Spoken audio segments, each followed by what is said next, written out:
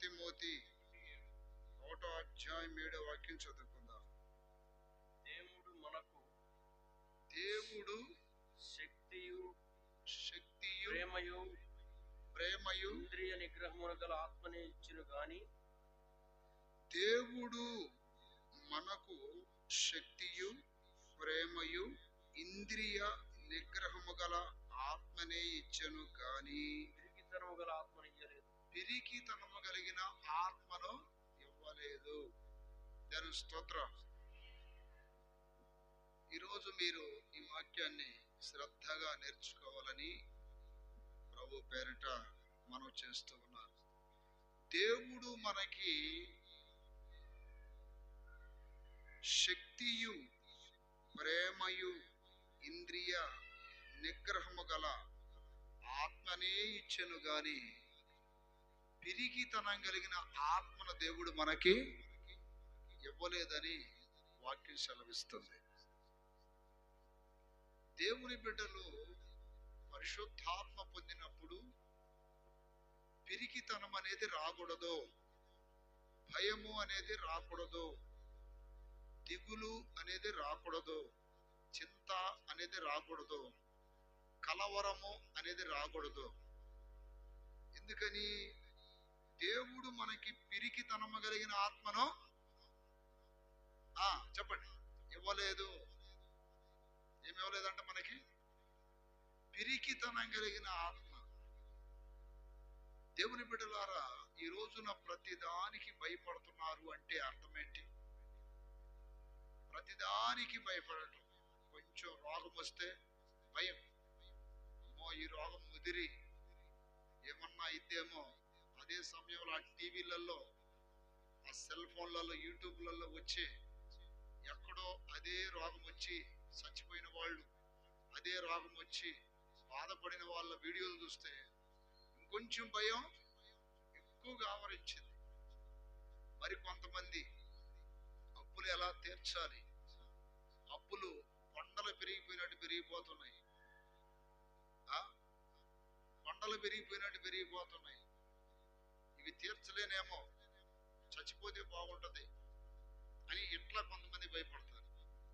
మరి కొంతమంది పిల్లలు ఎదిగారు, వాళ్ళకి ఎలా పెళ్లి చేయాలి, వారికి మంచి భర్తలు వస్తారా, మంచి భార్యలు వస్తారా, వాళ్ళకి పెళ్లి చేయడానికి డబ్బు కావాలి, కట్నాలు కావాలి, ఇట్లా భయపడేవాళ్ళు. మరి కొంతమంది పొలాలు వేసాం, పొలాలు బాగా పండుతాయా లేక నష్టాలు వస్తాయా, కొంతమందికి ఈ భయం.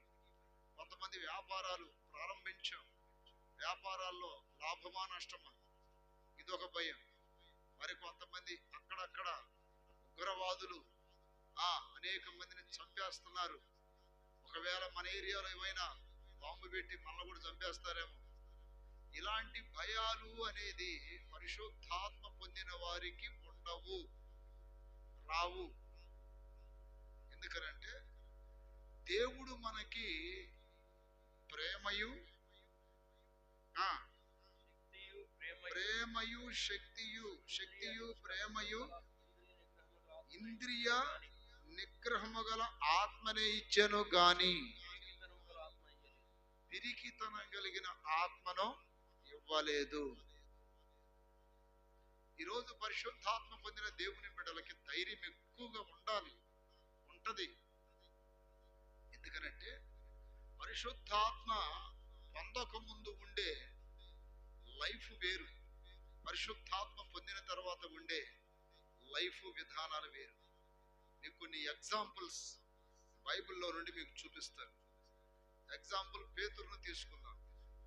పేతురు యేసు ప్రభువు వారి యొక్క శిష్యులలో ఒక శిష్యుడు, 12 మందిలో ఒక శిష్యుడు, చాలా ప్రధానమైన వ్యక్తి. యేసు ప్రభువు వారు ఎక్కడికి పోయినా తనను వెంట పెట్టుకొని తీసుకెళ్తుండేవాడు. అంత సన్నిహితంగా ఉన్న పేతురు యేసు ప్రభువు వారిని పట్టుకున్నప్పుడు కొంతమంది అడిగారు, యేసు ప్రభువు వారి శిష్యులలో నీవు ఒకటివి కదా అంటే, అసలు మీరు అనుకున్న యేసయ్య నేను ఎప్పుడు చూడలేదు అన్నాడు. ఒక సందర్భంలో నేను ఎరగను అన్నాడు. ఒక సందర్భంలో ఒట్టి పెట్టుకున్నాడు. అంటే 3 సార్లు అబద్ధాలు ఆడాడు. 3 సార్లు అబద్ధాలు ఆడాడంటే అర్థం ఏంటి? మరణానికి భయపడ్డాడు, ప్రాణ భయంతో ఉన్నాడు, ప్రాణ భయంతో జీవించాడు. ఈరోజు నా ప్రియతని బిడ్డలారా, పరిశుద్ధాత్మ పొందిన వాళ్ళు భాషలు మాట్లాడటమే అనుభవం కాదు. పరిశుద్ధాత్మ పొందిన వాళ్ళు శక్తివంతంగా అభిషేకంతో నింపబడటమే అనుభవం కాదు, కానీ ధైర్యముగా బ్రతకడం అనేది పరిశుద్ధాత్మ వల్ల కలుగుతుంది. చేతుల పైకి ఎత్తి గట్టిగా చెప్పండి హల్లెలూయా.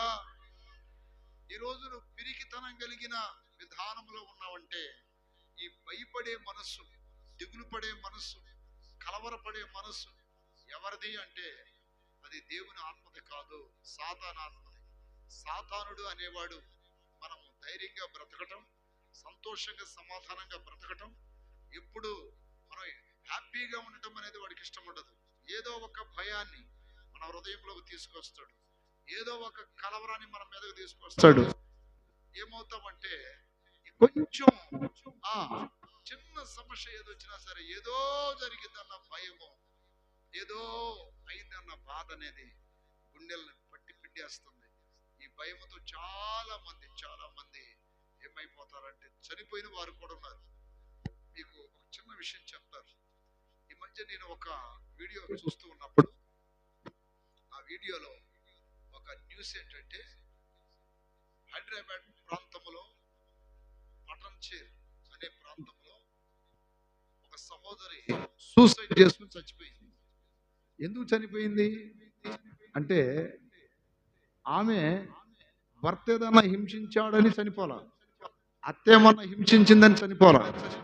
ఒకవేళ ఏదైనా తెలియనటువంటి మాయ రోగాలు ఉంటాయి కొన్ని, ఆ రోగాలు ముదిరిపోయి గట్ట నేను బాగుపడను, కోలుకోను అనే ఆలోచనతో చనిపోలా.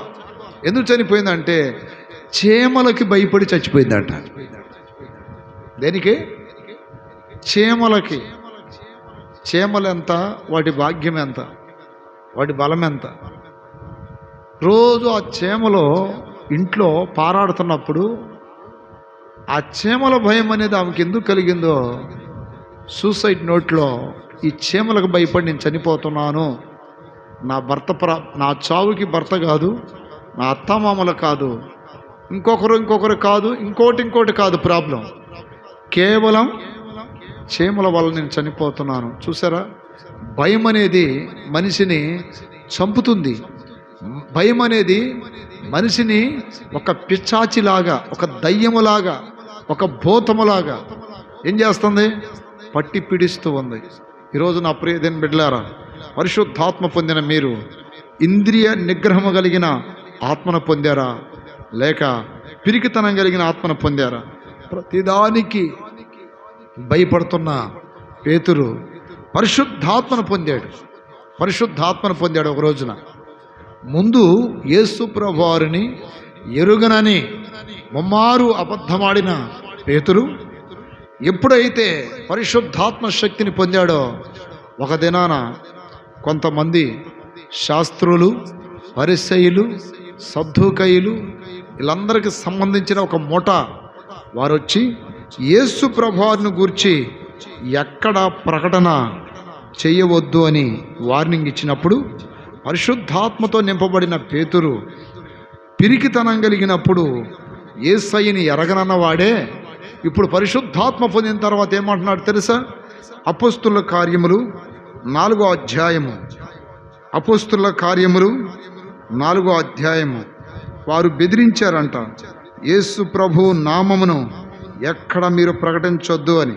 17వ వాక్యం, ఆయనను ఇది ప్రజలలో ఇంకా వ్యాపింపబడుకుండుటకై ఇక మీదట ఈ నామమును బట్టియే ఏ మనుషులతోనైనా. చూడండి ఏమని వార్నింగ్ ఇస్తున్నారు వాళ్ళు? ఈ నామమును బట్టి ఏ మనుషులతోనైనాను మాట్లాడకూడదని మనము వారిని బెదిరి పెట్టవలనని చెప్పుకొనిరి. అప్పుడు వారిని పిలిపించి, మీరు యేసునామమును బట్టి ఎంత మాత్రమును మాట్లాడకూడదు. చూడండి, వచ్చి వాళ్ళు అంటున్నారు, యేసునామమును బట్టి మీరు ఎంత మాత్రమును మాట్లాడకూడదు, బోధింపకూడదని వారికి ఆజ్ఞాపించిరి. అందుకు పేతురును యోహానును వారిని చూసి దేవుని మాట దేవుని మాట వినుట కంటే నీ మాట వినుట దేవుని దృష్టి నీ న్యాయమా? మాట వినుట దేవుని దృష్టికి న్యాయమా? చూడండి, యేసు నామమును ప్రకటించొద్దు, యేసు నామమును ఎవరితో బోధించొద్దని వార్నింగ్ ఇచ్చినప్పుడు, ఆ వార్నింగ్ ఇచ్చిన వాళ్ళు ఒకప్పుడు అడిగారు, నువ్వు యేసు ప్రభువారి యొక్క శిష్యులో ఒకడవా అంటే, యేసయ్య అసలు నాకు తెలియదు అన్నాడు. యేసయ్య నేను ఎరగలేదన్నాడు. యేసయ్యని అసలు ఎప్పుడూ చూడలేదన్న పిరికివాడైన పేతురు పరిశుద్ధాత్మ పొందిన తర్వాత ఇప్పుడు అంటున్నాడు, మీ మాట వినుట న్యాయమా, దేవుని మాట వినుట న్యాయమా? చూడండి, అంత ధైర్యం ఎలా వచ్చింది? ఈరోజు నా ప్రియ దిన బిడ్డలారా, ప్రతి చిన్నదానికి ప్రతి ఒక్కరికి నువ్వు భయపడుతున్నావంటే నీలో ఏ ఆత్మ ఉన్నదో కాస్త పరిశోధించుకోవాలని ప్రభు పేరిట మనవి చేస్తున్నాను. ఈ రోజున ఆర్థికంగా ఇబ్బంది పడవచ్చు, ధనం లేకపోవచ్చు, ఆరోగ్యం లేకపోవచ్చు, పరిస్థితులు తారుమారుగా ఉండొచ్చు, చీకటి నిన్ను ఆవరించవచ్చు, శోధన వెంట శోధన నువ్వు అనుభవించవచ్చు, పలు రకాలైన వేదనలు నిన్ను పట్టి పీడించవచ్చు. నీ చుట్టుపక్కల వారు నిన్ను చూసి అవహేళనగా చేసి హేళనగా మాట్లాడవచ్చు, లేనిపోని అపనిందలు నీ మీద వేయచ్చు. ఎన్ని మాట్లాడినా నీ ధైర్యము దేవుడు. నీ ధైర్యం ఎవరై ఉన్నారు? దేవుడై ఉన్నాడు. యెహోవాని బట్టి దావీదు ధైర్యము తెచ్చుకొనెను. హల్లెలూయా. చేతులు ఎత్తరా. ఎవరిని బట్టి ధైర్యం తెచ్చుకొనెను?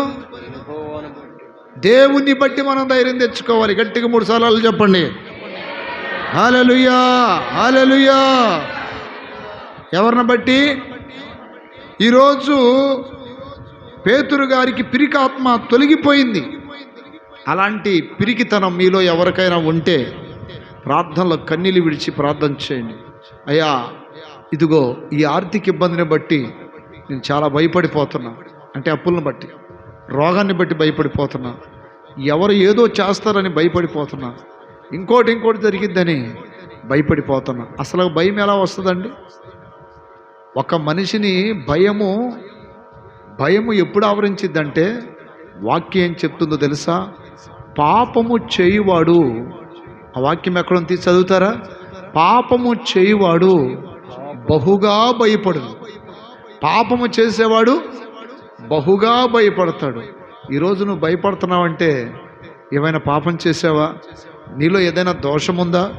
నీలో ఏదైనా అపరాధం ఉందా? నువ్వేమైనా పొరపాట్లు చేస్తున్నావా? నీతిమంతుడు సింహం వలె ధైర్యముగా ఉంటాడంట. నేనే తప్పు చేయలేదు, నేనేది అనవసరంగా మాట్లాడలేదు, నేను నా దేవుని దృష్టికి నిర్దోషిని, నాలో ఏ లోపమో పొరపాట్లు మీరు కనుగొనలేరు. నేనెందుకు భయపడాలి? నేనెందుకు పిరిగితనంతో ఉండాలి? నేనెందుకు కలవరంతో బ్రతకాలి? ఆ ధైర్యం ఎవరికి వస్తుందంటే, దేవుని ఎదుట నిర్దోషులుగా, పవిత్రులుగా, పరిశుద్ధులుగా ఉన్న ప్రతి దేవుని బిడ్డకి ఈ ధైర్యం వస్తుంది. ఈ ధైర్యం నీకు రావట్లేదంటే నువ్వెక్కడో లోపాలు కలిగి ఉన్నావు, ఎక్కడో తప్పిదమ్ములు చేస్తున్నావు, ఎక్కడో రహస్య పాపాలు నీలో ఉన్నాయి. అవి పోయేంత వరకు సాతాను నిన్ను సస్యామేర వదిలిపెట్టడో, సస్యామేర విడిచిపెట్టడో. కొన్ని సందర్భాల్లో చాలామంది చనిపోవాలనే ఆలోచనతో ఉంటారు. చచ్చిపోతే బాగుండు, చనిపోతే బాగుండు, దానికి బదులు జీవిస్తే బాగుండని ఎందుకు అనుకోరు? బ్రతికి 10 మందికి మేలు చేద్దామని ఎందుకు అనుకోరు? బ్రతికి దేవునికి మహిమకరంగా జీవిద్దామని ఎందుకు అనుకోరు? ప్రభు నిమిత్తమై సాక్షిగా బ్రతుకుదామని ఎందుకు అనుకోరు? చనిపోవాలనే ఆలోచన ఎందుకు వస్తుంది? కేవలం పిరికితనం వలన, కేవలం భయపడటం వలన, కేవలం అదురుపోవటం వలన, జడియటం వలన. యేసు నామములో పిరికాత్మ తొలగిపోవాలి. ఒక్క 5 నిమిషాలు మోకాలు ఉంచండి అందరూ. ఈరోజు నా భయం మిమ్మల్ని ఆవరిస్తుందా? ప్రియ సహోదరుడా, సహోదరి, నేను తర్వాత మళ్ళీ వాక్యం చెప్తాను. ఒక 5 నిమిషాలు చేతుల పైకెత్తి, నా గుండె నాయన బలహీనంగా ఉంది, నేను భయంతో బ్రతుకుతున్నాను, పిరికితనంతో బ్రతుకుతున్నాను, నన్ను గురించి నేను భయపడుతున్నాను ప్రభా. నా కుటుంబమును గురించి భయపడుతున్నాను, నా పిల్లల గురించి భయపడుతున్నాను, నాకున్న ప్రతి దాని గురించి భయపడుతున్నాను. ఈ రోజున యేసు నామములో భయము పోవునుగాక. పిరికాత్మ యేసు నామములో పోవునుగాక. దేవుడు మనకి పిరికాత్మనివ్వలేదు, ఇంద్రియ నిగ్రహం కలిగిన ఆత్మను ఇచ్చాడు. యేసు నామముల పిరికాత్మలు, యేసు నామముల పిరికాత్మలు తొలగిపోవునుగాక. నీ ఒంటిలో నుండి, నీ ఇంటిలో నుండి, సంఘములో నుండి, నీ ప్రాంతములో నుండి యేసు నామములో, యేసు నామములో లయమైపోవునుగాక. యేసు నామములో లయమైపోవునుగాక. యేసు నామములో నిర్మలమైపోవునుగాక. దేవుడు మనకి ధైర్యపాత్మనిచ్చాడు, దేవుడు నిబ్బరం కలిగిన ఆత్మను ఇచ్చాడు మనకి. నాలో ఉన్న ఈ పిరికి ఆత్మను తొలగించు ప్రభా అని ప్రభు సన్నిధిలో ప్రార్థన చేయి. ఆయన నాతో ఉండగా నేను భయపడను, నేను నీతి మార్గములో నడుస్తున్నాను, నేను భయపడను. నేను ఏ దోషము చేయలేదు, ఏ పాపము చేయలేదు, ఏ విధమైన అపరాధములు నాలో లేవు. యేసయ్యని నేను నమ్మిన నాటి నుండి, పరిశుద్ధాత్మను పొందిన నాటి నుండి నాలో ఏ పిరికితనానికి చోటు లేదు. యేసు నామం అనండి అందరూ, యేసు నామం అనండి, యేసు నామం అనండి, యేసు నామం అనండి, యేసు నామము. రిబా కతరల షలాదియా ఓ రబా బాలాదియా ఓ రబా కాలాదియా. ధైర్యపాత్మ నీకు కావాలి, ధైర్యపాత్మ నీకు కావాలి. పిరికాత్మలు యేసు నామములో తొలగిపోవాలి, యేసు నామములో తొలగిపోవాలి.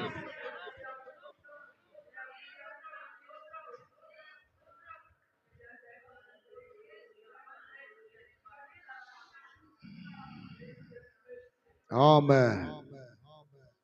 చేతులు పైకెత్తి గట్టిగా చెప్పండి, చెప్పండి గట్టిగా, మరొక్కసారి చెప్పండి.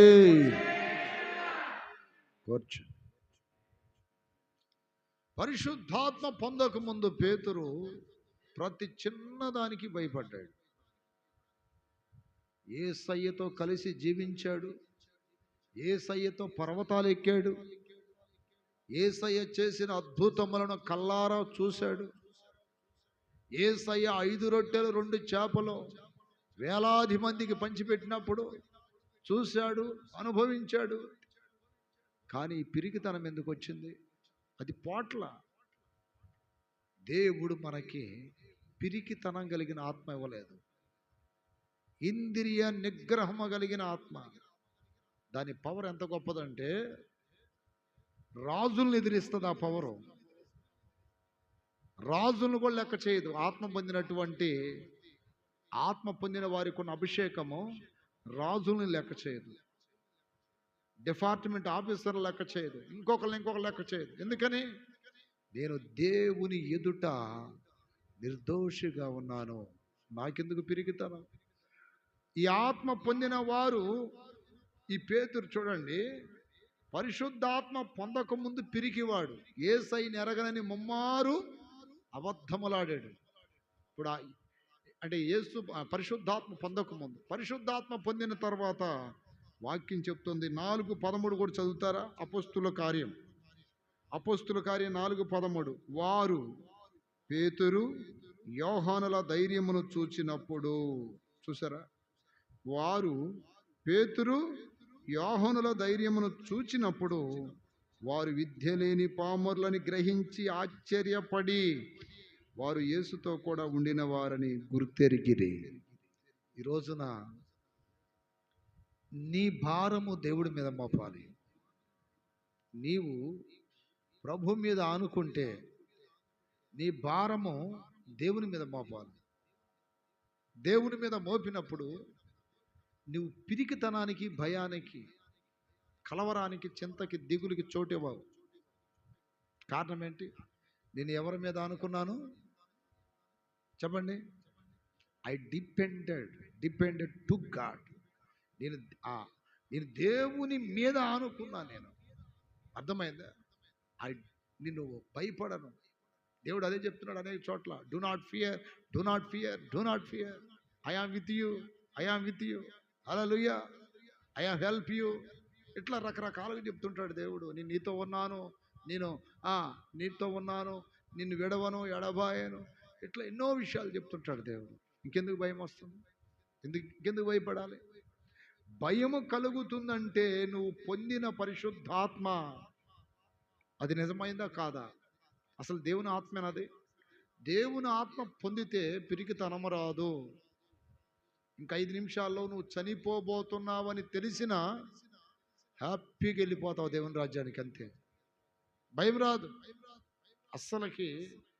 ఈ భయం అనేది ఒక మనిషిని పట్టి పీడించినప్పుడు మరణాలు జరుగుతాయి. మరణాలు. ఇప్పుడు అనేక మంది చూడండి, ఇందాక చెప్పాను ఎగ్జాంపుల్. చీమల భయంతో ఒక ఆవిడ చచ్చిపోయింది. ఇంకొక అమ్మాయి, ఒక స్టూడెంట్, విద్యార్థి, ఇంటర్మీడియట్ ఎగ్జామ్ రాసి వీళ్ళు అన్నారు, నువ్వు ఫెయిల్ అయిపోతావు, నువ్వు పాస్ అవ్వు అంటే, ఈ మాటలు గట్టిగా పట్టుకొని, నేను ఒకవేళ ఫెయిల్ అయిపోతే నా స్టూడెంట్స్ అలాగే నా బోధకులు, నా ఉపాధ్యాయులు ఎదుట నేను ఎలా తలెత్తుకోవాలి అని భయంతో నా ప్రియమైన బిడ్డలారా మందు పోసుకొని చనిపోయింది. తర్వాత రిజల్ట్స్ చూస్తే కాలేజీ ఫస్ట్ వచ్చిందంట. రిజల్ట్స్ వచ్చిన రోజున ఆ అమ్మాయి శవం ఎక్కడుందంటే సమాధుల్లో ఉంది. పిరికితనం చూసారా? పిరికితనం అనేది మనిషిని చంపేసిద్ది. కానీ ధైర్యం అనేది మనిషిని ముందుకు నెట్టిద్ది, ధైర్యపరిచిద్ది. బ్రతకటానికి ఒక సోర్స్, ఒక హోప్ అనేది కలుగు చేస్తుంది. దాని స్తోత్రం కలుగును గాక. అందుకని నా ప్రియ దీని బిడ్డలారా, పరిశుద్ధాత్మను పొందటం అంటే అన్య భాషలతో మాట్లాడటమే కాదు. పరిశుద్ధాత్మ పొందటం అంటే మనం ఇంకో కొన్ని అనుభవాలు ఉన్నాయి, అవి మాత్రం అనుభవించడం కాదు కానీ పరిశుద్ధాత్మని పొందిన వారు ధైర్యంగా కూడా బ్రతుకుతారు. ఇంకొక రెఫరెన్స్ చెప్తాను మీకు.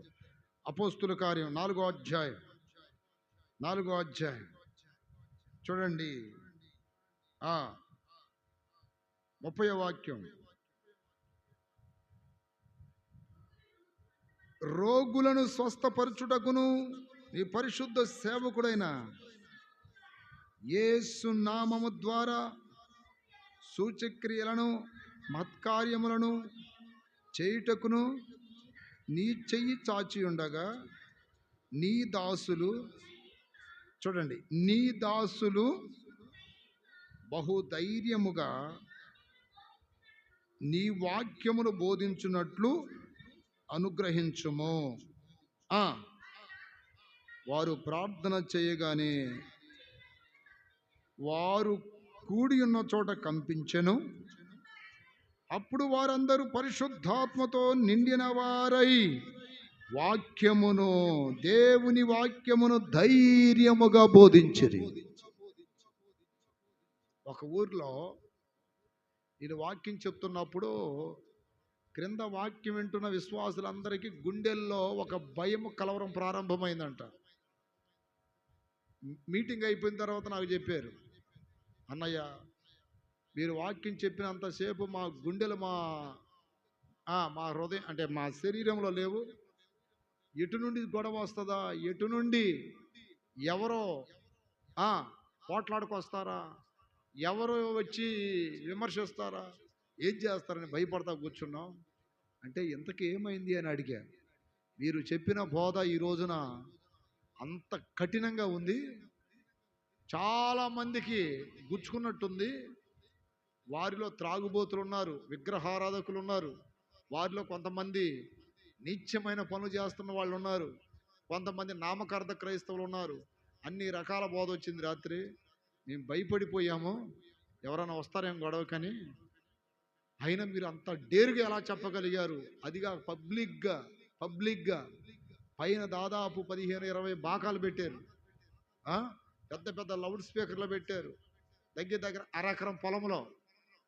చాలా భయపడిపోయామంటే నేను చెప్పాను, స్టేజీ మీదకి వచ్చేంత వరకే నేను, అక్కడికి వచ్చిన తర్వాత నా స్వాధీనంలో నేను ఉండను. పూర్తిగా పరిశుద్ధాత్మ లీడింగ్లోకి వెళ్ళిపోతాను నేను. అప్పుడు నా నోటి ద్వారా పలికించే మాటలన్నీ నాయి కాదు, పరిశుద్ధాత్మ దేవుడే మాట్లాడుతున్నాడు. హల్లెలూయా.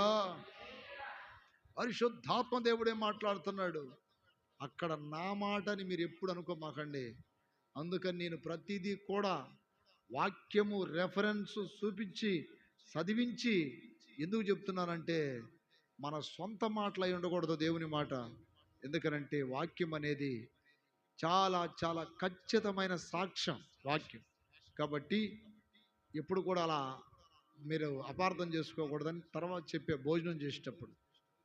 ఇక్కడ విషయం ఏంటంటే, ఆత్మ పొందిన సేవకులకి పరిశుద్ధాత్మ ఆ అనుభవం అనేది పరిపూర్ణంగా బలంగా ఉంటుంది కనుక వారు వాక్యం బోధించేటప్పుడు కూడా పిరికితనంతో బోధిస్తారా? పిరికితనంతో బోధిస్తారా? ఏమని రాయబడింది అక్కడ? వారు పరిశుద్ధాత్మతో నింపబడిన వారై దేవుని వాక్యమును ధైర్యముగా బోధించిరి. ఇక ఒక విషయం చెప్పమంటారా? మీరు పరిశుద్ధాత్మ పొందిన సేవకులకు, పరిశుద్ధాత్మ పొందని సేవకులకు మీరు తేడా గమనించండి. పరిశుద్ధాత్మ పొందిన సేవకులు వారు చెప్పేవన్నీ కూడా మాటలు తోటల్లాగా, బాణల్లాగా, బల్లెల్లాగా కత్తితో పొడిచినట్టు ఉంటాయి. ఇది పరిశుద్ధాత్మ అనుభవం కలిగిన సేవకుడు చెప్పే బోధ. పరిశుద్ధాత్మ లేని బోధకులు చెప్పే అన్నీ కూడా నవ్వుతాలుగా, జోకుగా, పిట్టకథలుగా, ఎక్కడో ఏదేదో తీసుకునేది ఫస్ట్ వాక్యమే. ఇక ఎక్కడెక్కడో తిరిగి వస్తుంటాడు. అంటే ఒక సబ్జెక్ట్ మీద వాక్యం చెప్పలేడు, ఒక సబ్జెక్ట్ మీద నడిపింపు రాదు అతనికి. కారణం ఏంటంటే అతను ఆత్మ లేని సేవకుడు. పరిశుద్ధాత్మ లేదు అతనికి. ఆత్మ పొందినవాడు దేవుడు పలికే మాటలు, దేవుడు ప్రేరేపించే మాటలు, దేవుడు బోధించమన్న బోధన మాత్రమే సంఘానికి బోధిస్తాడు. అవుట్కి వెళ్ళలేడు. ఎందుకనంటే సత్యవాక్యమును సరిగా ఉపదేశించాలని దేవుని సేవకులకు ఒక ఆజ్ఞ ఉంది. దేవుని ఎదుట యోగ్యునిగాను సిగ్గుపడనక్కర్లేని పనివానిగాను. 2 తిమోతి 2:15 చదవండి ఒకసారి. దైవ సేవకులకు ఒక హెచ్చరిక. హల్లెలూయా. తిమోతికి రాసిన 2వ పత్రిక 2వ అధ్యాయం 15వ వాక్యం చదువుతారా?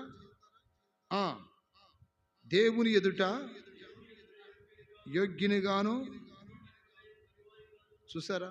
దేవుని ఎదుట యోగ్యునిగాను సిగ్గుపడనక్కర్లేని పనివారిగాను, సత్యవాక్యమును సరిగా ఉపదేశించువానిగాను. సత్యవాక్యమును ఇక్కడ గమనించండి, సత్యవాక్యమును సరిగా ఉపదేశించువారిగాను, సత్యవాక్యమును సరిగా ఉపదేశించువారిగాను. దాని స్తోత్రం కలుగునగాక. పిలిచిన వాళ్ళకి అనుకూలంగా చెప్పడానికి, ప్రజలకి అనుకూలంగా చెప్పడానికి, లేకపోతే తనకు అనుకూలంగా ఫేవర్ చేసుకోవడానికి చెప్పడానికి పరిశుద్ధాత్మ పొందిన దైవజనుడు ఎప్పుడు కూడా అలాంటి పిచ్చి బోధలు, ప్రజలకి సంతోషం కలిగించే బోధలు ఎప్పుడు చెప్పడో. దేవుని ఆత్మ మాట్లాడే బోధ చెప్తాడు. ఈ బోధ చెప్తున్నప్పుడు మనం గ్రహించాల్సింది ఏంటంటే, ఇతని మీద దేవుని ఆత్మ ఉంది కనుకనే ఎంత ధైర్యంగా వాక్యమును ప్రకటిస్తున్నాడు అని గుర్తుపట్టాలి. దాని స్తోత్రం కలుగునగాక. నేను భద్రాచలం రాములు వారి గుడి మీద కూడా నేను వాక్యం చెప్పాను. భద్రాచలం రాములు వారి గుడి మీద కూడా నేను స్వార్థ చెప్పాను. అలాగే నా ప్రియమైన బిడ్డలారా, ఆర్ఎస్ఎస్ నాయకులకి డైరెక్ట్గా వెళ్ళి వాక్యం చెప్పారు. అలాగే మాంత్రికులకు పరిశుద్ధాత్మ దేవుడు బోధిస్తే అతని పేరెత్తితేనే భయపడతారు ఆ చుట్టుపక్కల. అలాంటిది ఒక దినాన ప్రార్థన చేస్తున్నప్పుడు దేవుడు అతనికి వెళ్ళి వాక్యం చెప్పమన్నాడు. అతను సావబోతున్నాడు, నువ్వు వెళ్ళి వాక్యం చెప్పు అన్నప్పుడు నేను వెళ్ళి వాక్యం చెప్పాను. నన్ను చూసి పక్క నవ్వాడు. కేరళ మాంత్రికుడు అతను. నవ్వి, ఎంత ధైర్యం నీకు, నువ్వు నా దగ్గరికి వచ్చి ప్రభువుని గురించి చెప్తున్నావు అది ఇది అన్నాడు. దేవుడు చెప్పమన్నాడు, నేను చెబుతున్నానని చెప్పేసి వెళ్ళిపోయాను. చాలామంది ఇక నువ్వు ఈ రాత్రితో రక్తం కక్కుకొని చచ్చిపోతావు. ఎందుకనంటే అతనితో మాట్లాడటము ఒక పెద్ద సాహసం. అట్లాంటిది అతనికి నువ్వు వార్నింగ్ ఇచ్చి నువ్వు సావబోతున్నావు. యేసు ప్రభువుని నమ్ము, యేసు రక్తంతో కడగబడితే పరలోక రాజ్యం దొరికిద్దని ఒక గద్దింపుతో వాక్యం చెప్పి వస్తున్నామని కొంతమంది నాకు చెప్పారు. నేను చెప్పాను, నేను కాదు మాట్లాడింది, నేను కాదు అక్కడికి వచ్చింది, నన్ను పంపించింది ఎవరు? పరిశుద్ధాత్మ దేవుడే. హల్లెలూయా. పరిశుద్ధాత్మ దేవుడు పంపించాడు. ఇది ఎక్కడ జరిగింది? ఇది చిత్తూరులో, భద్రాచలంలో. నా ప్రియ బిడ్డలారా, అప్పుడు ఆ రోజున చాలామంది భయపడ్డారు, ఇట్లా ఇట్లా ఇట్లా అని. కానీ ఎందుకనంటే ప్రార్థనలో కూర్చున్నప్పుడు పరిశుద్ధాత్మ నింపుదల మనకు కలిగింది కనుక ఎక్కడ లేని ధైర్యం వచ్చేస్తుంది మనకి. దేవుని స్తోత్రం కలుగునుగాక. ఎక్కడ లేని ధైర్యం వచ్చేస్తుంది, ఎక్కడ లేని శక్తి వచ్చేస్తుంది, ఎక్కడ లేని నిబ్బరం వచ్చేస్తుంది. కారణం ఏంటంటే ఇదిగో పరిశుద్ధాత్మ దేవుడు ఉన్నాడు. కొంతమంది పరిశుద్ధాత్మ పొందామని ఇక్కడికి వచ్చి మీరు అంటే నేను నా భాషలో చెప్తున్నా, బాగానే యాక్టింగ్ చేస్తున్నారు. నిజమైన పరిశుద్ధాత్మ పొందిన వ్యక్తులు ఎలా ఉండాలంటే చెప్తానండి. సమాజంలో ఎవరైనా పొరపాటు చేసినా గద్దించినట్టు చెప్తావు, వాళ్ళు వినగలిగితే. ఒకవేళ వాళ్ళు వినలేకపోతే వాళ్ళ జోలు వెళ్ళకుండా చేస్తాడు దేవుడు. అలాగే ఇంట్లో వాళ్ళకు కూడా చెప్తావు, ఇంట్లో వాళ్ళకి భయపడవు. ఒక పక్క భర్త అయినా భార్య అయినా పిల్లలైనా మాట ఎట్లుంటుందంటే ఖచ్చితంగా ఉంటుంది, నరికినట్టు ఉంటుంది. పరిశుద్ధాత్మ పొందిన వారికి గుర్తిదే. వాళ్ళు ఏమనుకుంటారు, వీళ్ళు ఏమనుకుంటారు, అట్లా సచ్చుగా రాదు. ఎందుకనంటే యేసయ్య అంటే యేసయ్య అభిషేకం, ఆ ఆత్మ అనేది నీలో ఉంటుంది కనుక యేసయ్యలాగే మాట్లాడతావు నువ్వు. యేసయ్య ఒక దినాన్ని ఎలా మాట్లాడాడు? యోహాను సువార్త 6వ అధ్యాయం గమనించండి. 6వ అధ్యాయం 60వ వాక్యం చదివితే ఆయన కఠినముగా మాట్లాడాను. ఎలా మాట్లాడాను? చెప్పండి. కఠినముగా మాట్లాడాను. కఠినముగా ఏమనుంది అక్కడ? 6:60. ఆయన శిష్యుల్లో అనేకులు ఈ మాట విని, ఆయన శిష్యులలో అనేకులు ఈ మాట విని, ఇది కఠినమైన మాట.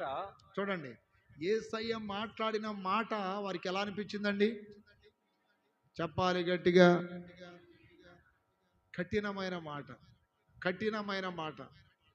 పరిశుద్ధాత్మ దేవుడు మనకు చెప్పినని చెప్పాలి. ఇది కఠినమైన మాట. ఇటీవలే నేను ఒక సంఘానికి వెళ్ళా. అన్నయ్య ఇది పరిస్థితి, ఇలా అని చెప్పారు వాళ్ళు నాకు. నేను మనుషులకు నచ్చినట్టు నేను ఇప్పటికీ సేవకు వచ్చి చాలా సంవత్సరాలైంది. మనుషులకు నచ్చిన బోధ, మనుషులకు ఇష్టమైన బోధనలు నేను ఎప్పుడు చెప్పను. పరిశుద్ధాత్మ దేవుడు నాకు బోధించిన బోధ ఇద్దరికి కూడా చెప్పా, 10 మందికి చెప్పా, 100 మందికి, 1000 మందికి కూడా చెప్పా. కానీ నాకు జనముతో ప్రాముఖ్యం కాదు, పరిశుద్ధాత్మ దేవుడు బోధించమన్న వాక్యం చెప్తా. ఆ రాత్రి వాక్యం చెప్పారు, ఆ మీటింగ్లో వాక్యం చెప్పారు. అంటే ఒక సంఘంలో వాక్యం చెప్పగానే కొంతమంది నన్ను చూసి చాలా సీరియస్గా చూస్తున్నారు. నాకు అర్థమైపోయింది, ఈ చెప్పిన మాట వాళ్ళకి ఏమనిపిస్తుంది? కఠినం అనిపిస్తుంది, వాళ్ళకి ఖచ్చితంగా గుచ్చుకున్నట్టు అనిపిస్తుంది. ఎందుకనంటే ఆ రాత్రి నేను చెప్పాను, పరిశుద్ధాత్మ పొందిన వాళ్ళకు గోరంటాకులు పెట్టకూడదు, పరిశుద్ధాత్మ పొందిన వాళ్ళు ఈ గోర్ల రంగులు వేయకూడదు, పరిశుద్ధాత్మ పొందిన వారు ముహూర్తాలు ఇలాంటివి చూడకూడదు, పరిశుద్ధాత్మ అభిషేకం పొందిన వాళ్ళు విచ్చలవిడి ప్రవర్తన కలిగి ఉండకూడదు. ఎందుకంటే దేహము ఆయనకు ఆలయం, దేహముతో దేవుణ్ణి మహిమపరచాలి, దేవునికి మహిమ తెచ్చే పనులు చేయాలి, దేవునికి విరుద్ధమైన కార్యాలు మీరు చేయకూడదని ఇలా మాట్లాడగానే అవన్నీ ధరించి అవన్నీ పెట్టుకున్న ఆవిడ వచ్చి అక్కడ కూర్చుంది.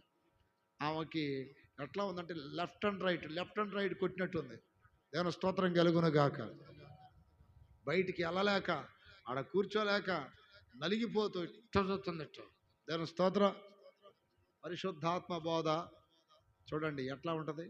ఇప్పుడు యోహాను యేసు ప్రభువారు మాట్లాడిన మాట యేసు ప్రభువారు శిష్యులకే కఠినంగా అనిపించిందంట. అంటే ఆయన బోధించే బోధ మనుషులకు నచ్చిన విధానంలో బోధిస్తే సంతోషం అనిపించేది, దేవుని మాట దయగలది, దేవుని మాట కరుణ గలది, దేవుని మాట జాలి గలది, దేవుని మాట మృదత్వం కలిగినది, దేవుని మాట ఇట్లా చెబుతాం. Okay, right. అలాగే ఆయన మాట ఇప్పుడు ఎట్ట కనపడుతుంది అక్కడ? చెప్పండి చెప్పండి. కఠినంగా కనపడుతుందంట. కఠినంగా. నా ప్రియ దేవుని బిడ్డలారా, పరిశుద్ధాత్మ దేవుడు దయగా మాట్లాడతాడు, అప్పుడప్పుడు కఠినంగా కూడా మాట్లాడతాడు. 70 మంది శిష్యులలో ఈ కఠినంగా మాట్లాడితే అనేక మంది వెళ్ళిపోయారంట. అనేక మంది ఏమయ్యారు? వెళ్ళిపోయారు. అప్పటిదాకా 70 మంది శిష్యులు యేసయ్యకి. 70 మంది శిష్యులలో 58 మంది వెళ్ళిపోయారు. మిగిలింది ఎంతమంది? 12 మెంబర్స్. Only 12 members. 12 మంది మిగిలారు. ఆ 12 మంది దగ్గరికి వచ్చి యేసయ్య అంటాడు, మీరు కూడా పోవాలంటే చల్లన్నాడు. 68వ వాక్యం చదవండి. 68వ మాట. 68వ వాక్యం. సిమోను పేతురు ఆ, ఆహా 68. 68 దానికి కొంచెం పై ఎత్తు నుండి చదవమ్మా. అనేకులు వెనక తీసి, అంటే అర్థం ఏంటి? వెళ్ళిపోయారు. అంటే ఈయనతో మనకి సరిపోదు, మనకి కుదరదు, ఈయన బోధలు మనం తట్టుకోలేము. హల్లెలూయా. అంటే పరిశుద్ధాత్మ బోధ వారికి నచ్చల. అంటే పరిశుద్ధాత్మ బోధ ఎలా వస్తుంది? ఆత్మ పొందిన దైవజనుడి ద్వారా వస్తుంది. ఈరోజు నా ప్రియమైన బిడ్డలారా, పిట్ట కథలు, పిల్లి కథలు అదే పరిశుద్ధాత్మ బోధ అనుకుంటున్నారు. పరిశుద్ధాత్మ బోధ ఎలా ఉంటుందంటే మనల్ని సరిచేస్తుంది. పరిశుద్ధాత్మ బోధ మనల్ని పవిత్రపరిచిద్ది. పరిశుద్ధాత్మ బోధ మనకు తెలియని విషయాలు తెలియపరిచిద్ది. పరిశుద్ధాత్మ బోధ పరలోక రాజ్యానికి మనల్ని సిద్ధపరిచిద్ది. అదే గుర్తు. ఆ బోధలో మనం కాదనకూడదు.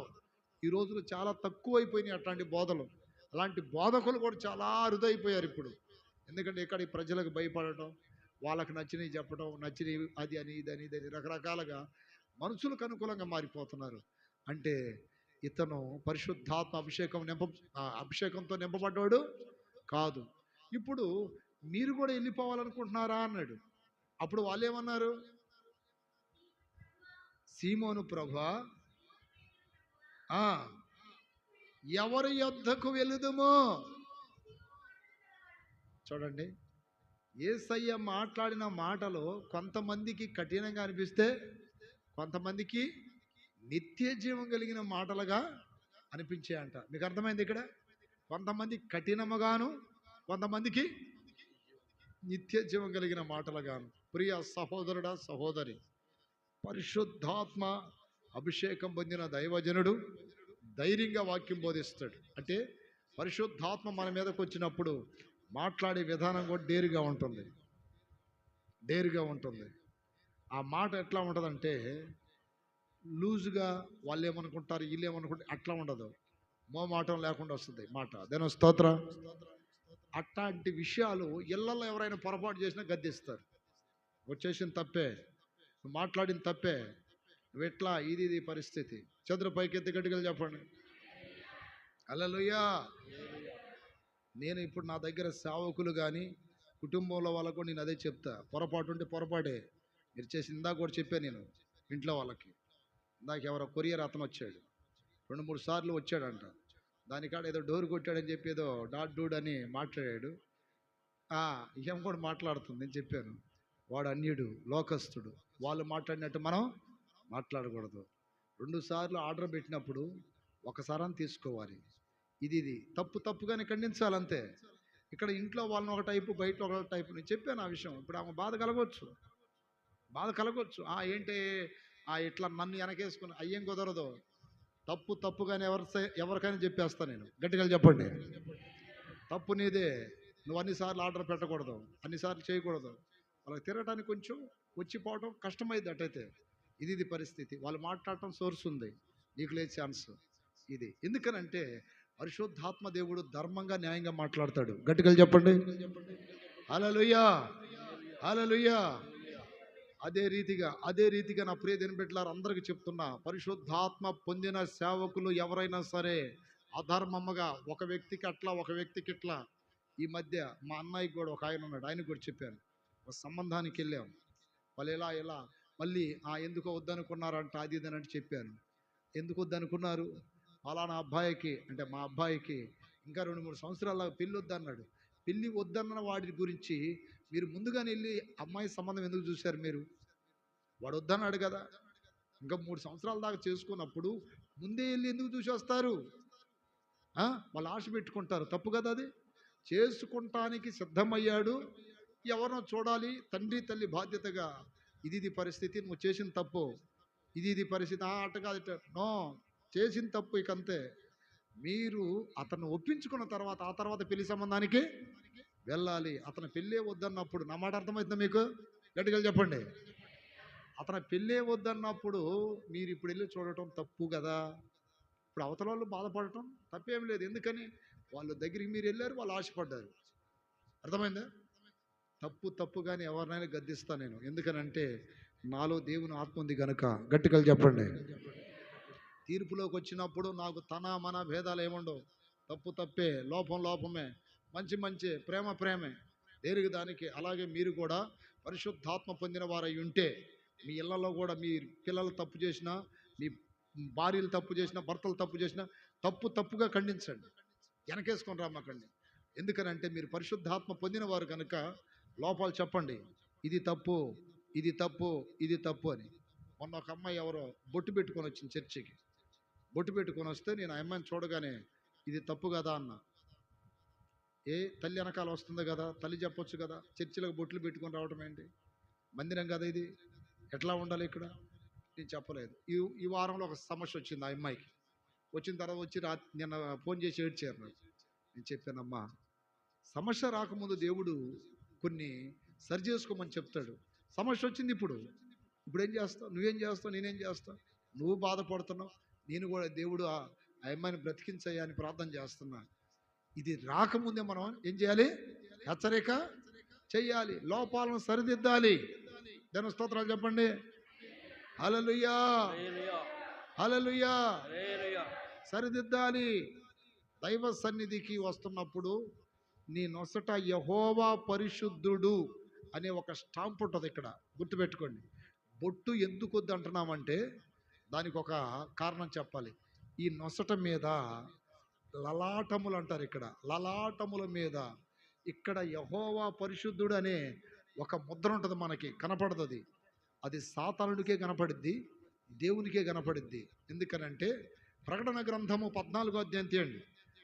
చాలామంది బొట్టు పెట్టుకుంటే తప్పేంటి అంటారు. తప్పే. ఎందుకని? దానికి కూడా ఒక స్టోరీ చెప్తాను నేను, వినండి. బొట్టు అనేది క్రైస్తవ సాంప్రదాయం కాదు. బొట్టు అనేది అన్యుల సాంప్రదాయం. నా ప్రియ దేవుని బిడ్డలారా, అన్యులకు అనేకమైన దేవుళ్ళు ఉన్నారు. 33.5 కోట్ల దేవతలు.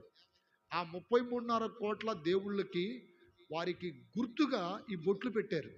ఎగ్జాంపుల్, ఇలా పెట్టుకుంటే నిలువు నామాలు పెడితే 3 వెంకటేశ్వర్ల స్వామి అని, అలాగే ఇలా అడ్డం పెడితే శివుడని, అలాగే అర్ధచంద్రాకారంలో పెడితే చంద్రదేవుడని, సంపూర్ణమైన రౌండ్గా పెడితే సూర్యదేవుడని, నక్షత్రాకారంలో పెడితే నక్షత్ర దేవుడని, ఇట్లా కొన్ని దేవతలకు గుర్తుగా ఉన్నాయి బొట్లు. ఇవన్నీ మనకు తెలియని రోజుల్లో మనం వాటిని అనుసరించాం గనుక, ఆ సాంప్రదాయాలు వెళ్ళాం గనుక అప్పుడు మనం పెట్టాం. ఈ రోజున ఇవి మనకు అవసరం ఉందా?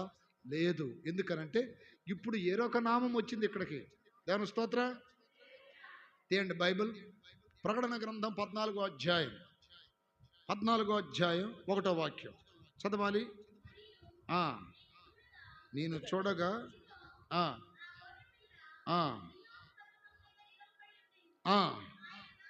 ఆయన నామమును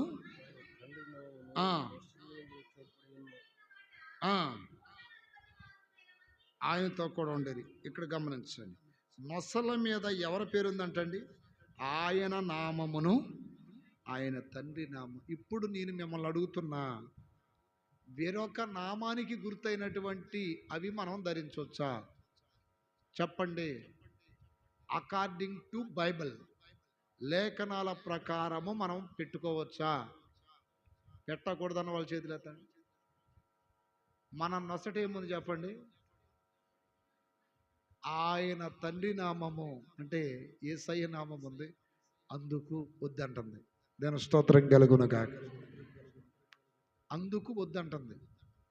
అయ్యే పాస్టర్ గారు ఇవన్నీ వద్దంటాడు ఏందని సేవకులు అంటారు. మీరు కాదు, మన నొసటం మీద ఇంకొక వాక్యం కూడా చెప్పనివ్వండి. అపోస్తుల కార్యం కాదు, ఎఫెసీయులకు రాసిన పత్రికలో దేవుడు మనకు ఒక ముద్ర వేశాడంట, ఒక ముద్ర. ఇవన్నీ చక్కగా రాసుకుంటే మీకు చాలా మంచిది. హల్లెలూయా. ఒకటో అధ్యాయం 13వ వాక్యం. మీరు సత్యవాక్యమును అనగా మీ రక్షణ సువార్తను విని ముద్రింపబడిరి. ఏంటి చెప్పండి?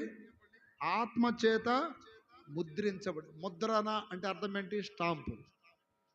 ముద్ర అంటే అర్థం ఏంటండి? స్టాంప్. ముద్ర వేసేసాడు ఇక్కడ. He's my son, she is my daughter. Hallelujah. ఇతను నా కుమారుడు, ఏమే నా కుమార్తె. ఇక్కడ స్టాంపు పడింది. ఇది చూడగానే ఏమనిపిస్తుంది? ఇప్పుడు ఈ చూడగానే మనకేమనిపిస్తుంది? ఈ భక్తులు ఆ దేవునికి సంబంధించిన వారు. అర్థమైందా మీకు? అంటే ఇది చూడగానే సాతాను ఏమనుకుంటాడు? వీరు నిజమైన దేవునికి సంబంధించిన వారు. వారికి కనిపించే నామములు మనకి కనిపించని నామములు. నామము అంటే అర్థం ఏంటి? ఆగండి. దీనికి ఇక్కడ కూడా మరము. ఇదేంటంటే ఆ నామాలు పెట్టుకున్నాడు అంటారు. నో, నామాలు. నామం అంటే ఏంటి? పేరు. అర్థమైంది మీకు? నామం అంటే ఏంటి అర్థం? పేరు. నామములు అంటే పేర్లు. పేర్లు పెట్టుకున్నాడు, తెలుగు అర్థం అది. ఇప్పుడు నామాలు పెట్టుకున్నాడు అంటే అర్థం ఏంటి? పేర్లు పెట్టుకున్నాడు. మనకేం పేరు పెట్టాడు దేవుడు? తండ్రి నామము, కుమారుని నామము. గట్టిగా చెప్పండి. Are you understand? అర్థమైంది మీకు? ఓకే. హల్లెలూయా. అప్రియ దిన బిడ్డలారా, దేవుని యొక్క వాక్యాన్ని మనం చక్కగా అర్థం చేసుకోకపోతే సాతాను మోసం చేస్తాడు. ఇట్లాంటి విపులోక కారణంగా అంటే దాని వివరంగా మనం తెలుసుకోవాలంటే పరిశుద్ధాత్మ పొందిన దైవజనుడి దగ్గర మాత్రమే ఇది సాధ్యమవుతుంది, లేదంటే మోసపోతాం. హల్లెలూయా. హల్లెలూయా. పరిశుద్ధాత్మ వచ్చినప్పుడు ధైర్యంగా వాక్యం చెబుతారు. పరిశుద్ధాత్మ వచ్చినప్పుడు దేవుని బోధ, దేవుని మాటలు ధైర్యంగా బోధిస్తారు. పరిశుద్ధాత్మ వచ్చినప్పుడు లోకములో ధైర్యంగా బ్రతుకుతారు. మీకు చిన్న ఎగ్జాంపుల్ చెప్తాను. ఒక దినాన పౌలు కొంతమంది ఖైదీలు యెరూషలేము నుండి ఇటలీ వెళ్తున్నారు, అంటే రోమ్కి. వీరు వెళ్తున్నటువంటి ఓడ భయంకరమైన ప్రమాదానికి చిక్కుకుపోయింది. చిక్కుకుపోయినప్పుడు ఓడలో ఉన్న వాళ్ళందరూ ఇంచుమించు 200 మంది ఖైదీలు ఉన్నారు. ఖైదీలు ఉన్నప్పుడు ఈ అలల తాకిడికి ఓడ బద్దలైపోయే పరిస్థితి. గత రాత్రి దేవుడు వచ్చి మాట్లాడుతున్నాడు దేవదూత ద్వారా పౌలుతో. పౌలా, నీకు ఏమీ కాదు. నీవు యెరూషలేములో సాక్ష్యం చెప్పినట్టు రోములో కూడా ఏం చెప్పాలి? సాక్ష్యం చెప్పాలి. నీకు ఏ హాని జరగదని పరిశుద్ధాత్మ దేవుడు మాట్లాడటం వలన, దేవదూతలు మాట్లాడటం వలన ధైర్యంగా ఉన్నాడు పౌలు గారు.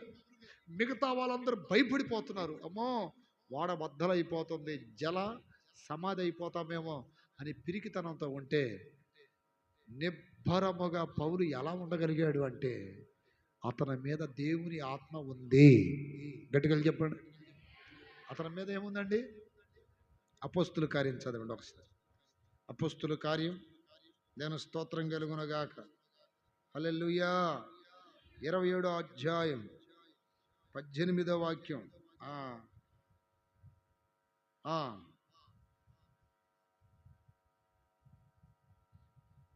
18, 15 నుండి కూడా చదివితే బాగుంటుంది. దాన్ని పైకెత్తి కట్టిన తర్వాత త్రాళ్ళు మొదలైనవి తీసి సూర్తిసను ఇసుక తిప్ప మీద పడుదుమేమో అని భయపడి వాడ చాపలు దింపివేసి కొట్టుకొని పోయిరి. మిక్కిలి పెద్ద గాలి కొట్టుకొని సున్నందున మరనాడు పారవేయసాగిరి. ఆ మూడవ మూడో దినమున తమ చేతులారా ఓడ సామాగ్రి మూడో దినమందు తమ చేతులారా వాడ సామాగ్రి పారవేసిరి. ఆ సూర్యుడైనను నక్షత్రములైనను కనబడక పెద్ద గాలి మా మీద కొట్టినందున ప్రాణములతో తప్పించుకొందుమను ఆశ బొత్తిగా పోయెను. చూడండి, అసలు బ్రతుకుదాము, బ్రతికి బట్ట కడతామనే ఆశే లేదు. పెద్ద గాలి అంటే ఏంటి అర్థం? పెద్ద శోధన. పెద్ద శోధన వచ్చింది ఇక్కడ. ఇక తర్వాత ఏం జరిగింది? వారు బహుకాలం భోజనం లేక ఉన్నందున అయ్యలారా మాట విని మీరు నా మాట విని ఉండవలసినది. అప్పటి హానియు అప్పటి హానియు నష్టం కలగకపోవును. వేగం తెచ్చుకుందును. మిమ్మును వేడుకొనుచున్నాను, వాడకే గాని మీలో ఎవని ప్రాణమునకు హాని కలగదు. నేను ఎవని వాడనో ఎవరిని సేవించుచున్నానో ఆ దేవుని దూత గడిచిన రాత్రి నా యొద్ద నిలిచి, పౌలా భయపడకము. గట్టిగా చెప్పండి. అంటే ఒక్కడు కొన్ని వందల మందికి ఏం చెప్తున్నాడు? ధైర్యం చెబుతున్నాడు. అర్థమైందా? తుఫాను ప్రచండంగా ఉంది, అలలు పైకి ఎగస్తున్నాయి, వాడ బద్దలైపోయింది, వాడలో ఉన్న సామాగ్రిలు మొత్తము నెలలో పడేశారు. బ్రతుకుదుమన్న ఆశ లేదు. కొన్ని దినాలు సూర్యుని చూడలేకపోయారు. బహుకాలం నుండి వారికి ఆహారం లేదు, నీరసించిపోయారు. అంత క్లిష్ట పరిస్థితిలో కూడా పౌలు ఎలా ఉండగలిగాడు? ధైర్యముగా ఉండగలిగాడు. హల్లెలూయా. ఎందుకని అంత ధైర్యం ఎలా వచ్చింది పౌలు కంటే?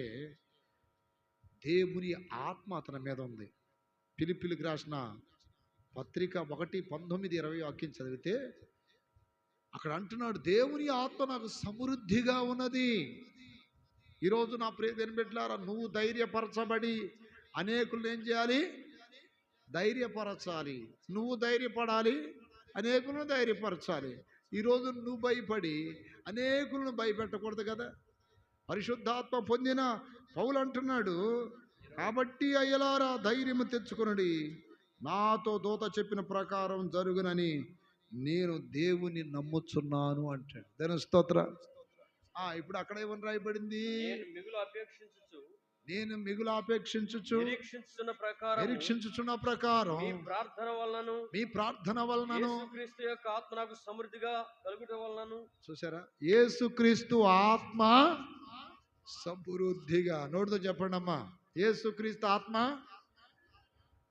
కలుగుట వలన అంటాడు. అంటే ఇంత ధైర్యముగా ఎలా ఉండగలిగాడు పౌలు అంటే, యేసుక్రీస్తు ఆత్మ అతనికి ఎలా ఉందంట? సమృద్ధిగా ఉంది. గట్టిగా చెప్పండి. మీరు అప్పుడప్పుడు పిరికి వాళ్ళు అవుతున్నప్పుడు అభిషేకించబడండి. ధైర్యం చాలకపోతే మోకాళ్ళు ఉంచండి దేవుడి దగ్గర, అని సన్నిధిలో కొన్ని గంటలు గడపండి. ఇది ఎందుకంటే ఇది నా అనుభవం చెప్తున్నా మీకు. ఎన్నో శోధనలు, ఎన్నో పోరాటాలు వస్తాయి, ఎన్నో రకాలైనటువంటి ఇబ్బందులు వస్తాయి మాకు. అంత పెద్ద పెద్ద శోధనలు కూడా ఎలా జయించగలుగుతున్నామంటే ఆయన కృపాసనం యొద్ద ఆయన పాదాలు పట్టుకుంటే ఆయన ధైర్యం ఇస్తున్నాడు. హల్లెలూయా, హల్లెలూయా. మాకున్న ధైర్యము నీవే కదయ్యా, నాకున్న సర్వము నీవేనయ్యా.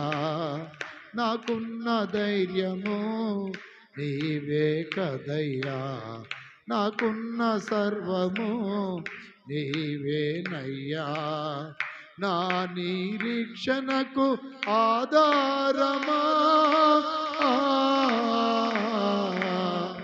నా నిరీక్షణకు ఆధారమా. విశ్వసించితిని నీ బలమును, విడువక స్మరించద నీ నామము. విశ్వసించితిని నీ బలమును, విడువక స్మరించద నీ నామము. హల్లెలూయా. నీవు నా పక్షమై నిలిచియుండగా నీవు నా తోడువై నడుపుచుండగా నీవు నా పక్షమై నిలిచియుండగా నీవు నా తోడువై నడుపుచుండగా భయము రాదులే నాకు జయము నీవేలే భయము రాదులే నాకు జయము నీవేలే. హల్లెలూయా. దేవుని ఆత్మ మన మీద ఉన్నప్పుడు పౌలు చెప్పినట్టు మనం చెప్పగలుగుతాం. ఈ రోజున దేవుడు మనకి పిరికితనం కలిగిన ఆత్మ ఇవ్వలేదని చెప్పాడు. దేవుని స్తోత్రం కలుగును గాక. పరిశుద్ధాత్మ పొందిన వారు ధైర్యం తెచ్చుకోవాలి. పౌల్లాగా అనేక మందికి ధైర్యం చెప్పాలి. నీ ఇంట్లో వారికి ధైర్యం చెప్పాలి, అలాగే నీ స్నేహితులకు ధైర్యం చెప్పాలి, నీ సొంతమైన వారికి, నీ ఇరుగు పొరుగు వారికి, అంటే యు ఆర్ నైబర్స్, నీ పొరుగు వారికి నీవు ధైర్యం చెప్పాలి. అలాగే నీ భర్తకు ధైర్యం చెప్పాలి, నీ భార్యకి ధైర్యం చెప్పాలి, పిల్లలకి ధైర్యం చెప్పాలి.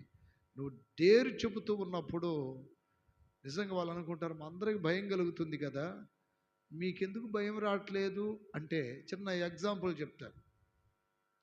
ఒక వాడ ప్రయాణమై వెళ్తూ ఉంది. వాడలో వందలాది మంది కూర్చొని ప్రయాణం చేస్తున్నారు. ఎక్కడ? వాడలో. అలా ప్రయాణం చేస్తూ ఉండగా ఒక పెను తుఫాను అనేది ఆ వాడ మీదకి వచ్చింది. ఇది పౌలు కాలంలో వచ్చినట్టే. వస్తే అందరూ చాలా కలవరపడిపోతున్నారు.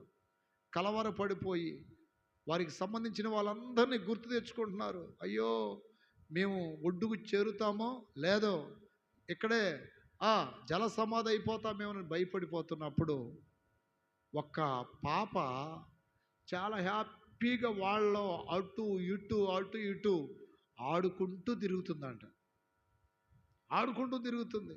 మిగతా వాళ్ళందరూ ప్రాణాన్ని గుప్పిట్లో పెట్టుకొని చాలా పిరికితనముతో ఏమవుద్దా అని కలవరాలు కన్నీళ్ళ మధ్యలో ఉన్నప్పుడు ఈ పాప చాలా హ్యాపీగా అటు ఇటు ఆనందంగా తిరుగుతూ ఉందంట.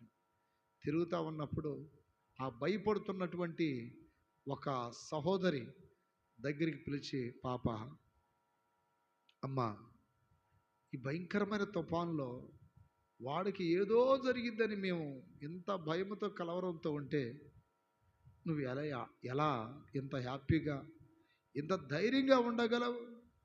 ఇది ఎలా నీకు సాధ్యమైందని అంటే అప్పుడు ఆ పాప చెప్పింది, ఈ వాడ నడుపుతుంది ఎవరో తెలుసా? మా డాడీ. హల్లెలూయా. ఈ వాడ నడుపుతుంది ఎవరో? మా డాడీ. మా డాడీ ఎప్పుడు కూడా అపాయాలకు గురి చేయుడు. ఏ విధమ చేతనైనా శత ప్రయత్నాలు చేసి ఈ వాడని ఏం చేస్తాడంటే గమ్యానికి చేరుస్తాడు. ఆ నమ్మకం, విశ్వాసం, ఆ నిరీక్షణ మా తండ్రి మీద నాకుంది కాబట్టే నేను ఇంత హ్యాపీగా, ఇంత డేరుగా, ఇంత సంతోషంగా నేను ఉండగలుగుతున్నాను.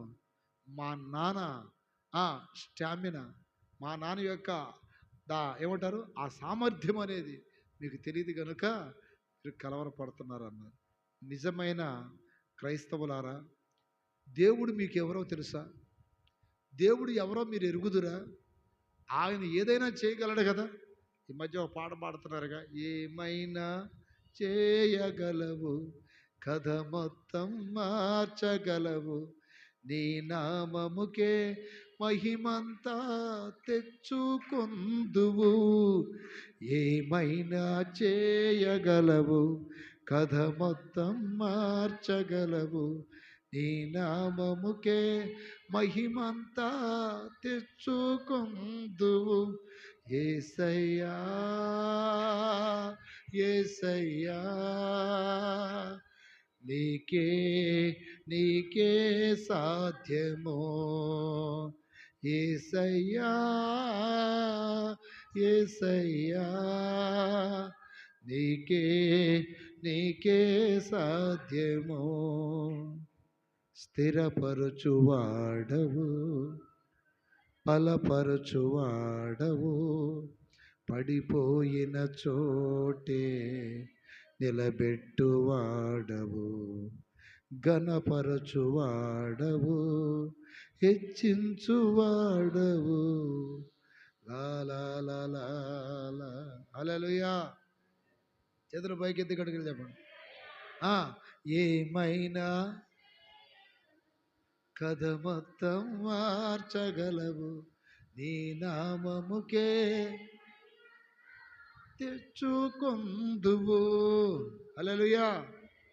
నిజమే కదా, నిజమే కదండి. ఆయన ఏదైనా చేయగలడా లేదా?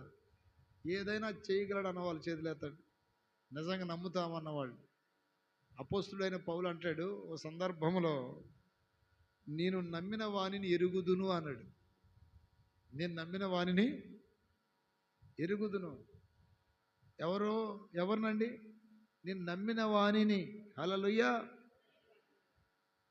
I can do all things through Christ who strengthens మీ.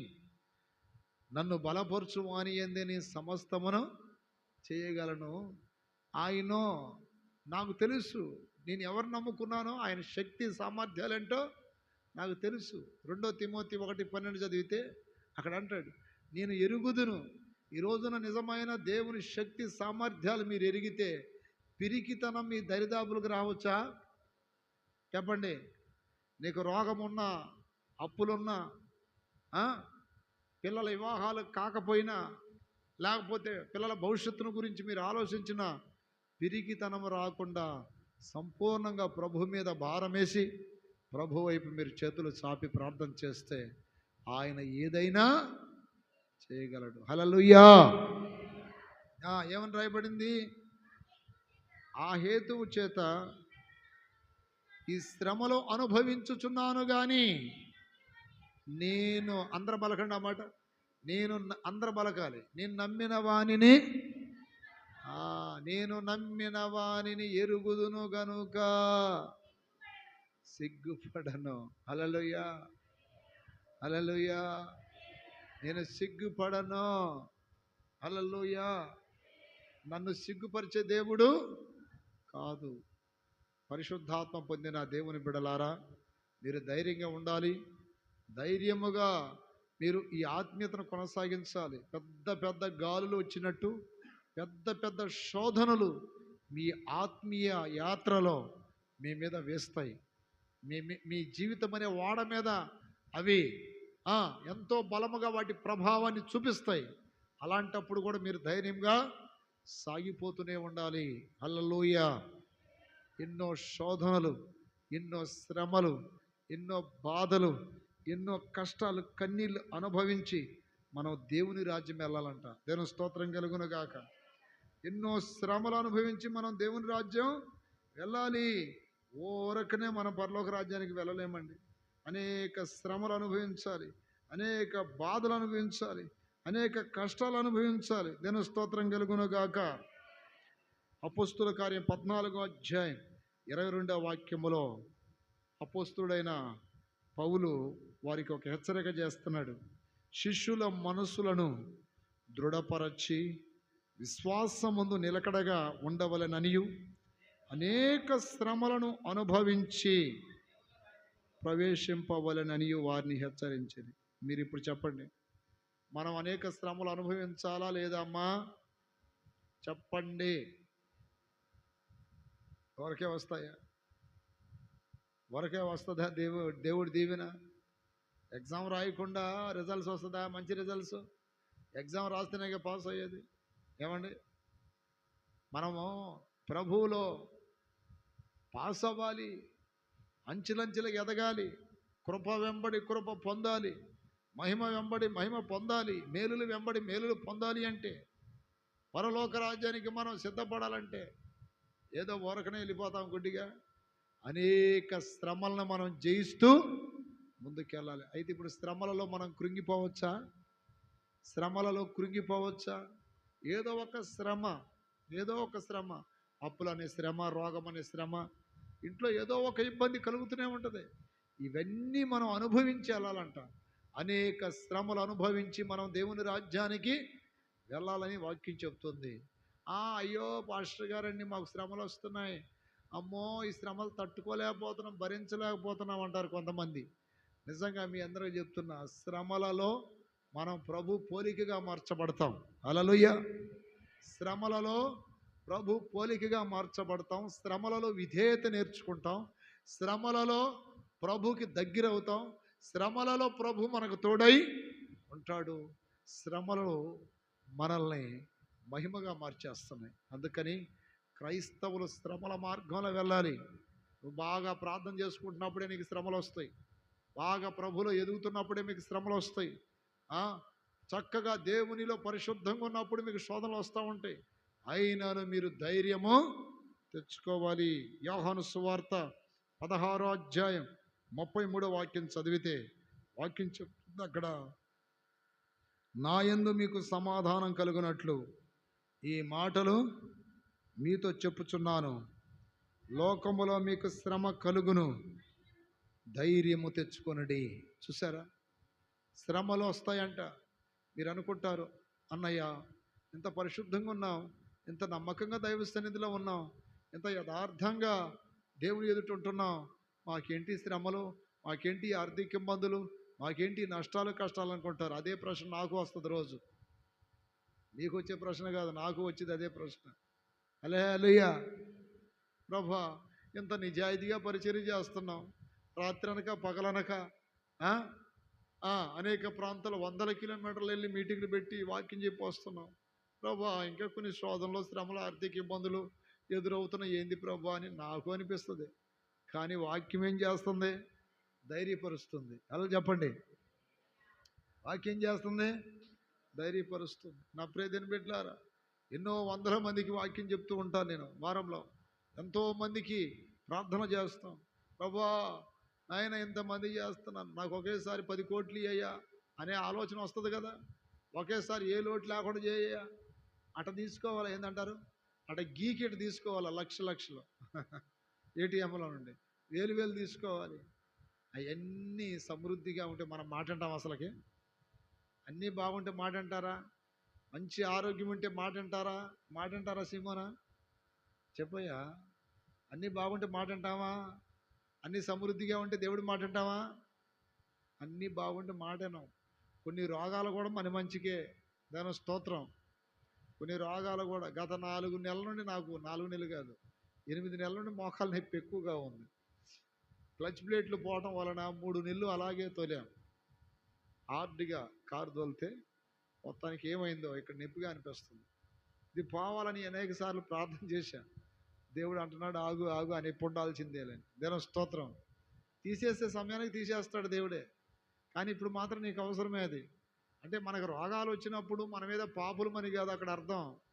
మనల్ని తప్పిపోకుండా దేవుడే ఏం చేస్తున్నాడు? గుర్రాన్ని నడిపించడానికి దాన్ని ముక్కుకి ఏం వేస్తారు? కళ్ళెం వేస్తారు. అర్థమైందా?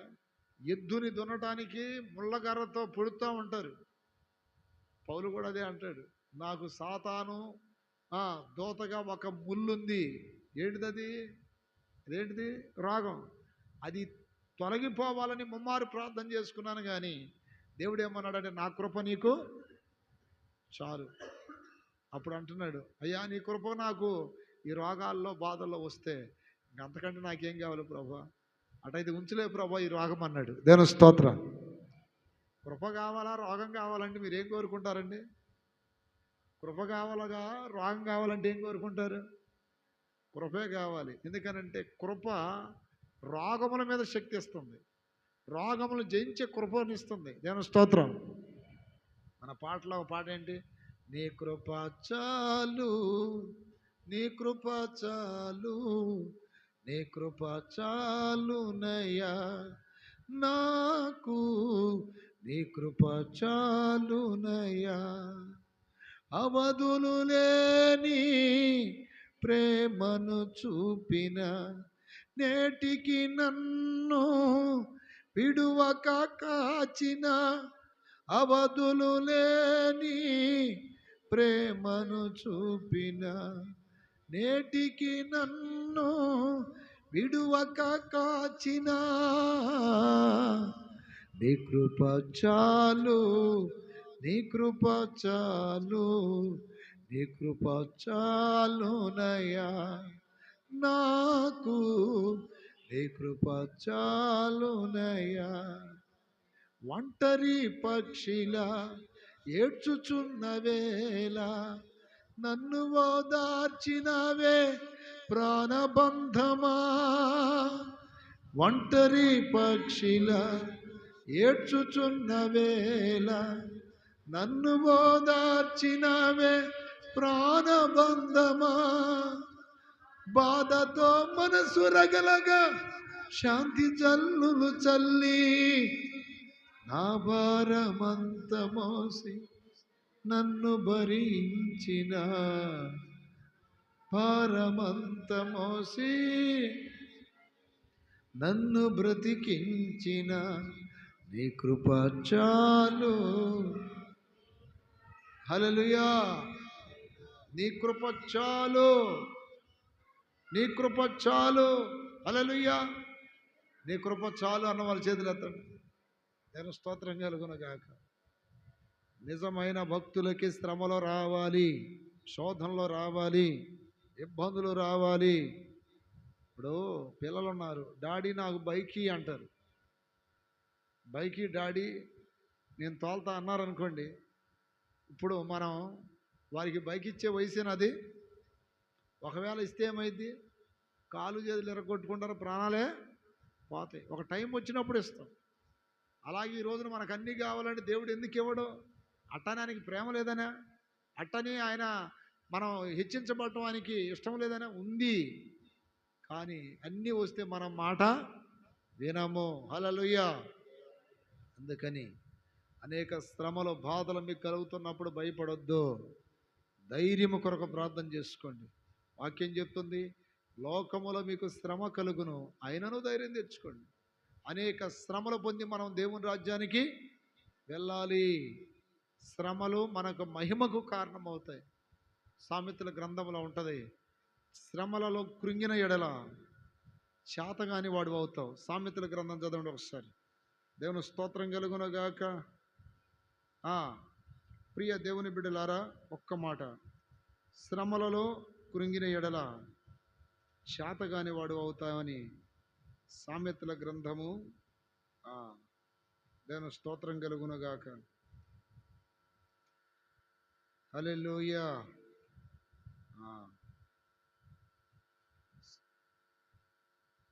దేవుని స్తోత్రాలు చెప్పండి గట్టిగా. హల్లెలూయా.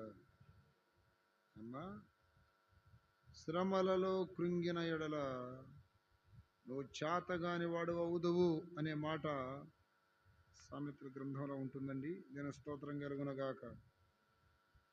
హల్లెలూయా. శ్రమలో అనేకం వస్తాయి, మనం వాటన్నిటినీ జయిస్తూ ఉండాలి. శ్రమలలో మనం కృంగిపోకూడదు, శ్రమలలో మనం నలిగిపోకూడదు, శ్రమలలో మనం బాధపడకూడదు. ఈ శ్రమలలో మనము ఎదిరిస్తూ ముందుకు సాగిపోతూ ఉండాలి. దేవుని స్తోత్రం కలుగునగాక. సరే ఉంది. దేవుని యొక్క వాక్యంలో నా ప్రియమైన బిడ్డలారా, ఇలాంటి అనుభవాలతో మనం ముందు సాగిపోతూ ఉండాలి. శ్రమలు మనల్ని ఏమి చేయలేవు. శ్రమలతో మనం చెప్పాలి, ఈ శ్రమలు ఆయన ఇచ్చే మహిమ ఎదుట ఎన్న తగినవి కాదు. హల్లెలూయా. హల్లెలూయా. ఈ శ్రమలు ఆయన ఇచ్చే మహిమ ఎదుట ఎన్న తగినవి కావు. ఆయన మనకి, నా ప్రియమైన బిడ్డలారా, శ్రేష్టమైన మహిమను ఇవ్వబోతున్నాడు. శ్రేష్టమైన స్థానంలో మనం ఉండబోతూ ఉన్నాం. దేవుని స్తోత్రం కలుగునగాక. కాబట్టి మనము ఈ వచ్చే చిన్న చిన్న శ్రమలకి కృంగిపోయి, భయపడిపోయి, కలవరపడిపోయి ముందుకెళ్లకుండా జాగ్రత్తగా ఉండాలి. పరిశుద్ధాత్మ పొందిన వారికి పిరికితనం అనేది రాకూడదు. ఏది జరిగించినా మన మంచికే దేవుడు చేస్తాడు. కొన్ని నిమిషాలు మనం ప్రార్థన చేద్దాం. హల్లెలూయా. హల్లెలూయా. చేతుల పైకెత్తి గట్టిగా ప్రార్థన చేయండి. అయ్యా, నీవు నాకు పిరికితనం కలిగిన ఆత్మను ఇవ్వలేదు. పిరికితనం కలిగిన ఆత్మనివ్వలేదు, శక్తియు ప్రేమయు ఇంద్రియ నిగ్రహము కలిగిన ఆత్మనే ఇచ్చావు. అయ్యా, నేను ఎప్పుడు పిరికితనానికి చోటివ్వకుండా, పిరికితనముతో నా జీవితం కొనసాగకుండా, నాయన ఎన్ని శ్రమలు వచ్చినా, ఎన్ని శోధనలు వచ్చినా ధైర్యముతో ముందుకు సాగే కృప నాకు దయచేయండి. ధైర్యముగా నేను బ్రతికే కృప నాకు దయచేయండి. హల్లెలూయా, హల్లెలూయా, హల్లెలూయా, హల్లెలూయా. స్తోత్రం, స్తోత్రం. ప్రార్థన చేయాలి, ప్రార్థన చేయాలి. Hallelujah, hallelujah. Amen, amen, amen. Praise God. Hallelujah, hallelujah. శ్రమలలో, శోధనలలో, ఆర్థిక ఇబ్బందులలో, నిందలు, అవమానాలలో నువ్వు ధైర్యముగా ఉండాలి. పిరికితనానికి చోటు ఇవ్వకూడదు. పరిశుద్ధాత్మ నీలోనికి వచ్చినప్పుడు నువ్వు శక్తి పొందుకుంటావు. పరిశుద్ధాత్మ నీలోనికి వచ్చినప్పుడు నువ్వు ధైర్యముగా బ్రతకగలుగుతావు. హల్లెలూయా, హల్లెలూయా, హల్లెలూయా, హల్లెలూయా, హల్లెలూయా. స్తోత్రం, స్తోత్రం, స్తోత్రం, స్తోత్రం. హల్లెలూయా. అనేక సార్లు నువ్వు పిరికివాడివైపోతున్నావేమో, అనేక సార్లు నువ్వు పిరికిదానివైపోతున్నావేమో, అనేక సార్లు నీవు కృంగిపోతున్నావేమో, అనేక సార్లు నీవు చనిపోవాలని ఆలోచనతో ఉంటున్నావేమో. ధైర్యముగా బ్రతుకు. హల్లెలూయా, హల్లెలూయా, హల్లెలూయా, హల్లెలూయా, హల్లెలూయా, హల్లెలూయా. ఆమేన్. సామెతల గ్రంథం 24:10, 24:10. శ్రమ దినమున నీవు కృంగిన ఎడలా చాత కానివాడు వగుదువు. సామెతలు చూడండి, 24:10లో ఉందన్నమాట. శ్రమ దినమున నీవు కృంగిన ఎడలా చేతగాని వాళ్ళమైపోతాం. మనం చేతగాని వాళ్ళమైతే మన దేవుని కూడా మనం చేతగాని వాళ్ళు లెక్క చేసినట్టే అవుతుందిగా. మనము పౌరుషముతో, రోషముతో ప్రార్థనలో పోరాడాలి, ప్రార్థనలో గెలవాలి. అట్టి కృప దేవుడు మనకు దయచేయునుగాక. అందరు లేచి నిలబడండి.